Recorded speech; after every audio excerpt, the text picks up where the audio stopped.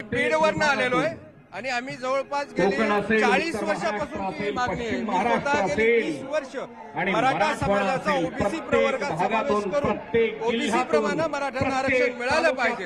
त्यामध्ये मी स्वतः ओबीसी आहे, परंतु माझा जो दुसरा बांधव आहे मराठा असताना ओबीसी मध्ये आहे, परंतु माझा काही बांधव ओबीसी मध्ये नाही. त्यांना हक्काचं आरक्षण मिळालं पाहिजे आणि जोपर्यंत आरक्षण मिळणार नाही तोपर्यंत आम्ही आज मुंबई सोडणार नाही.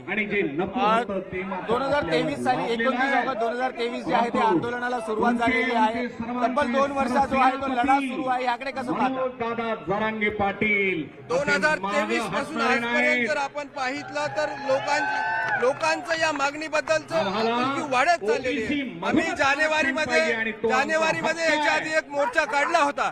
त्यामध्ये तत्कालीन सरकारनं आमची फसवणूक केली, आम्हाला दिशाभूल करण्याचं काम केलं, परंतु आज त्याच्या 5 पट त्यापेक्षा 5 पटीनं लोक या ठिकाणी आलेले आहेत. आणि मनोजदादा जरांगे पाटील यांच्या नेतृत्वाखाली या ठिकाणी आरक्षण मिळवल्याशिवाय एकही मराठा बांधव मुंबई सोडणार नाही.